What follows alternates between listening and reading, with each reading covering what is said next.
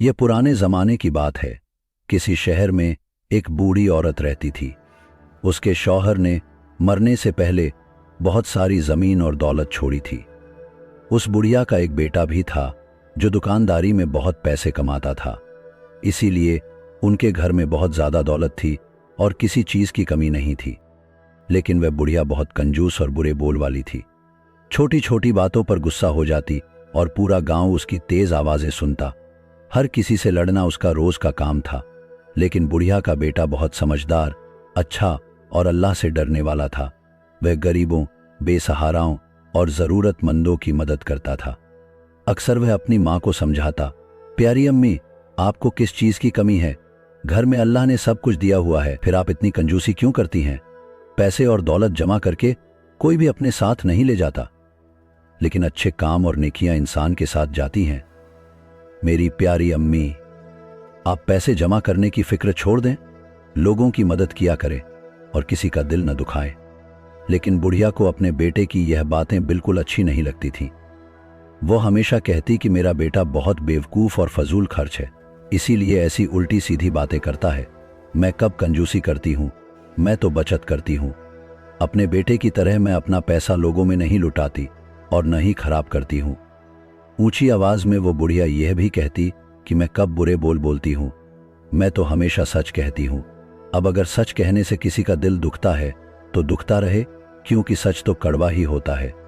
अपनी माँ का यह रवैया देखकर आखिर बेटे ने उसे समझाना छोड़ दिया।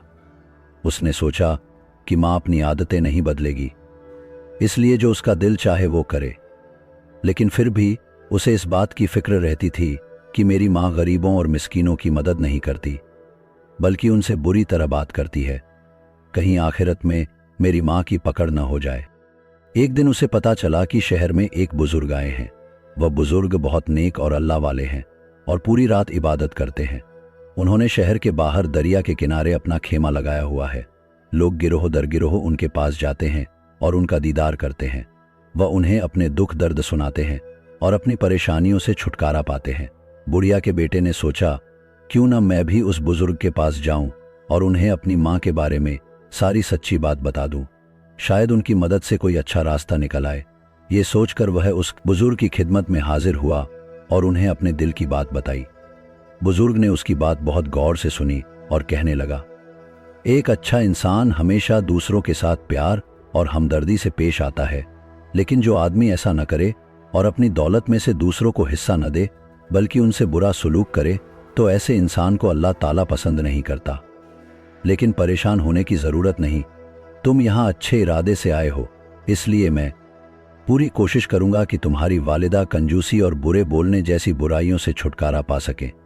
बुढ़िया के बेटे को बुजुर्ग की इन बातों से बहुत उम्मीद मिली। वह उनका शुक्रिया अदा करते हुए अपने घर वापस चला गया।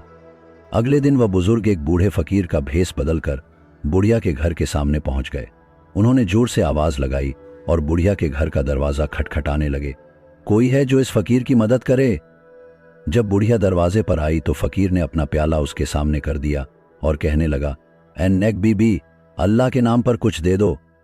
फकीर की यह बात सुनकर बुढ़िया गुस्से में आ गई और कहने लगी, अल्लाह तुझे बर्बाद करे, खुद बूढ़ा खोसट है, कब्र में पांव लटकाए बैठा है और मुझे बीबी कहता है, तुझे शर्म नहीं आती? फकीर ने मुस्कुराते हुए कहा, अल्लाह तुम्हारी उम्र में बरकत दे, मुझसे गलती हुई जो तुम्हें बीबी कह बैठा। तुम तो वाकई मुझसे उम्र में छोटी हो, अब मुझे माफ कर दो और अपना दिल साफ कर लो। ऐ बेटी, अल्लाह के नाम पर मुझे कुछ मिल जाए। बुढ़िया एक बार फिर गुस्से से बोली, अरे मैं तुम्हारी बेटी कैसे हो सकती हूँ? अंधे हो क्या? भिखारी होकर मुझे बेटी कहते हो? तुम्हारी हिम्मत कैसे हुई? फकीर घबराया और कहने लगा, तुझ पर अल्लाह का करम हो, सच में मुझसे फिर से गलती हुई जो तुम्हें बेटी कह बैठा। ऐ जन्नती औरत, अल्लाह के नाम पर मुझे कुछ खैरात दे दो। बुढ़िया यह सुनकर एक बार फिर से भड़क गई और पांव पटक कर बोली, तुम्हारे मुंह में खाक, क्या मैं मर गई हूं जो ऐसा बोलते हो? तुमने ऐसी जुर्रत कैसे की? फकीर ने घबरा कर कहा, नहीं नहीं, अल्लाह न करे, मेरा यह मतलब नहीं था, मुझे एक बार फिर से माफ कर दो। अल्लाह तुम्हारा भला करे, तुम्हारी उम्र लंबी हो। ऐ नेक बीवी, मैं 2 दिन से भूखा हूं, अल्लाह के नाम पर मुझे एक रोटी और थोड़ा सा सालन मिल जाए। इस बार फकीर ने जो दुआएं दी उनका बुढ़िया के दिल पर यह असर हुआ कि उसने फकीर को गालियां नहीं दी, बस बुरे अंदाज में इतना ही कहा, तुझे शर्म नहीं आती? मैं खुद बूढ़ी हूं, क्या मुझे बेवकूफ समझ रखा है जो मुझसे रोटी सालन मांगता है? क्या मेरा घर कोई लंगर खाना है? चल यहां से जाओ और अपना रास्ता पकड़ो।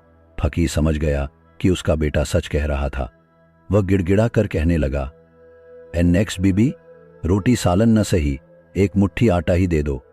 इस पर बुढ़िया ने जवाब दिया, देखो अब ज्यादा तंग न करो, तुम्हें पूरे शहर में मेरा ही घर मिला था, जो यहां आ गए हो। अब मुझे गुस्सा न दिलाओ और यहां से चले जाओ।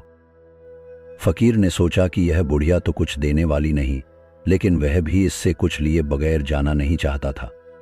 अचानक उसकी नजर बादाम के छिलकों पर पड़ी जो सहन में बिखरे हुए थे। फकीर कहने लगा, ए नेक बीबी, मैं तुम्हारी सखावत से मायूस नहीं हूं, आज तो तुझसे कुछ लेकर ही जाऊंगा। अच्छा चलो, आटा न सही, यह बादाम के छिलके ही दे दो। बुढ़िया कहने लगी, मेरे अल्लाह, ये कैसा जिद्दी फकीर है, जोंक की तरह चिमट गया है। तुम्हें क्या लगा ये बादाम के छिलके मैंने ऐसे ही फेंक रखे हैं? अरे इनको तो पीस कर मैं अपने दांतों का मंजन बनाऊंगी, भला तुम्हें क्यों दे दूं? वह नेक बुजुर्ग जो एक फकीर के रूप में था कहने लगा, सोच लो, मैंने तो तुम्हारे फायदे के लिए ही कहा है। अपने फायदे के बारे में सुनकर बुढ़िया की आंखें चमक उठी। वह खुश होकर बोली, मेरे फायदे के लिए? वह कैसे? फकीर कहने लगा, वह इस तरह कि मैं बादाम के इन छिलकों के बदले तुम्हें एक सोने का सिक्का दूंगा। यह सुनकर बुढ़िया बहुत खुश हुई और कहने लगी, बादाम के इन छिलकों के बदले सोने का एक सिक्का? अच्छा ठीक है, तुम बादाम के ये छिलके रख लो और मुझे वो सोने का सिक्का दे दो। फकीर ने कहा, अभी नहीं, मैं तुम्हें सिक्का कल ला कर दूंगा। ये सुनकर बुढ़िया ने तंज करते हुए कहा, कल कहां से लाओगे? क्या रात को कहीं चोरी करोगे? ये सुनकर फकीर कहने लगा, तौबा तौबा, मैं चोरी क्यों करने लगा? बात यह है कि मैं हर रात कब्रिस्तान जाता हूं, वहां पूरी रात मैं एक कब्र के पास लेटा रहता हूं और सुबह न जाने कौन मेरे पास कोई 5 सोने के सिक्के रख जाता है। कल मैं तुम्हें सोने का सिक्का ला कर दूंगा, अब ये बादाम के छिलके तो मुझे दे दो। बुढ़िया ने जब फकीर की ये बात सुनी तो उसने जल्दी से पूछा, अच्छा, अगर मैं भी कब्र के पास रात गुजारूं तो क्या मुझे भी सोने के सिक्के मिलेंगे? फकीर ने कहा, क्यों नहीं, जरूर मिलेंगे। अच्छा, अब ये बादाम के छिलके तो मुझे दे दो। बुढ़िया ने आगे बढ़कर बादाम के छिलके उठाए और फकीर को दे दिए और कहने लगी, लो बाबा, अल्लाह ने मुझे इतना बड़ा दिल दिया है, मुझसे तो किसी की जरूरत देखी नहीं जाती। अब फकीर ने बुढ़िया को याद दिलाया, लेकिन तुम तो कुछ देर पहले इन छिलकों का मंजन बनाना चाहती थी। बुढ़िया ने अपने कमजोर मुंह से मुस्कुराते हुए कहा, मंजन बनाकर मैं क्या करूंगी, मेरे मुंह में तो दांत ही नहीं है। अब फकीर ने उससे बादाम के छिलके लेते हुए कहा, मैं कल सुबह आकर तुम्हें एक सोने का सिक्का दे दूंगा। बुढ़िया फौरन कहने लगी, नहीं नहीं, सिक्का देने की कोई जरूरत नहीं, अल्लाह के नाम पर जो चीज दे दी जाए उसकी कीमत मैं नहीं लेती। बस तुम इतना करना कि आज कब्रिस्तान न जाना, तुम्हारी जगह आज मैं वहां जाऊंगी। फकीर ने भी उसकी बात मान ली और दुआएं देता हुआ वहां से चला गया। बुढ़िया के दिल में अब खुशी के लड्डू फूट रहे थे। वह सोचने लगी कि उसने फकीर को बेवकूफ बना दिया और उसकी जगह हर रोज कब्रिस्तान जाकर वहां से सोने के सिक्के लाया करेगी। जब रात हुई तो बुढ़िया लड़खड़ाते हुए कदमों के साथ कब्रिस्तान पहुंची। वह एक पुरानी सी कब्र के पास जाकर लेट गई। वहीं लेटे लेटे बहुत देर हो गई और उसे जंगली जानवरों की आवाजें आने लगी। डर के मारे अब तो बुढ़िया का बुरा हाल था, लेकिन 5 सोने के सिक्के पाने के लालच में वह कब्र के पास ही लेटी रही। इसी तरह लेटे लेटे आधी रात गुजर गई। अब बुढ़िया को नींद आने लगी और वह वहीं सो गई। जब वह सो गई तो उसने एक ख्वाब देखा कि वह एक खब्र में पड़ी है। अचानक एक जोरदार आवाज आई जैसे बिजली कड़की हो और उसने ख्वाब में ही देखा कि खब्र का एक हिस्सा रोशन हो गया।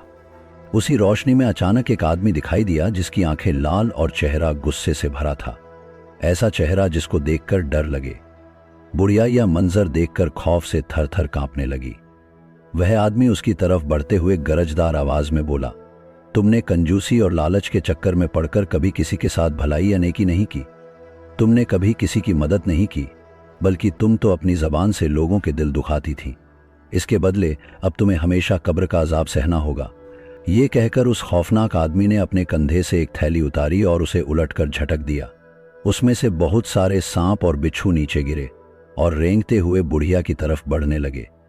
अब तो बुढ़िया बहुत घबराई और खौफ के मारे चीखने चिल्लाने लगी। उस आदमी ने कहा, अगर तूने किसी के साथ भलाई की होती तो वह नेकी तेरे काम आती। ये कहने के बाद वह शख्स वहां से गायब हो गया। सांप और बिच्छू अब बुढ़िया के बहुत करीब आ चुके थे। बुढ़िया डर के मारे थर थर कांपने और चिल्लाने लगी, खुदा के लिए कोई तो मुझे बचाओ। कब्र के रोशन हिस्से में से अचानक एक और शख्स सामने आया। वह दिखने में बहुत मासूम और प्यारा था और उसके नूरी चेहरे पर सफेद दाढ़ी थी। उस नूरी चेहरे वाले ने बहुत मीठी आवाज में बुढ़िया से कहा, बड़ी भी डरो नहीं, यह सांप और बिच्छू तुम्हारा कुछ नहीं बिगाड़ सकते। अपनी जिंदगी में तुमने सिर्फ एक ही नेकी की है, आज वही तुम्हारे काम आएगी। ये कहकर उसने अपने कंधे पर लटकी हुई थैली में हाथ डाला और उसमें से कोई चीज निकालकर बुढ़िया की तरफ फेंकी और अचानक वह बुढ़िया की नजरों से गायब हो गया। बुढ़िया ने देखा तो हैरान रह गई। ये तो वही बादाम के छिलके थे जो उसने अपने दरवाजे पर आए हुए फकीर को दिए थे। सांप और बिच्छू जैसे ही बुढ़िया को काटने लगे तो वह बादाम के छिलके उड़कर उनके मुंह पर आ गिरे। इस तरह खैरात में दिए हुए उन बादाम के छिलकों ने बुढ़िया को अजाब से बचा लिया। अचानक बुढ़िया की आंख खुल गई। वह थर थर कांप रही थी और उसका पूरा जिस्म पसीने में भीगा हुआ था। बुढ़िया का बेटा अपनी मां को ढूंढते हुए कब्रिस्तान तक पहुंच गया। उसने देखा कि उसकी मां एक पुरानी कब्र के पास पड़ी है। वह बहुत डरी हुई और कमजोर लग रही थी। उसका बेटा अपनी मां को इस हाल में देखकर रोने लगा। उसने अपनी मां को बाजुओं पर उठाया और घर वापस ले आया। इस वाकये के बाद बुढ़िया बिल्कुल बदल चुकी थी। उसने अपनी कंजूसी की आदत छोड़ दी और पहले जैसी लालची न रही। कोई भी फकीर या जरूरतमंद उसके दरवाजे पर आता तो कभी खाली हाथ न जाता। वह बुढ़िया जब तक जिंदा रही सबके साथ मोहब्बत और नरमी से पेश आती रही। दोस्तों, उम्मीद है आपको आज की यह कहानी पसंद आई होगी। वीडियो को लाइक करें, कमेंट्स में अपनी राय बताएं और हमारे चैनल को सब्सक्राइब करें। शुक्रिया।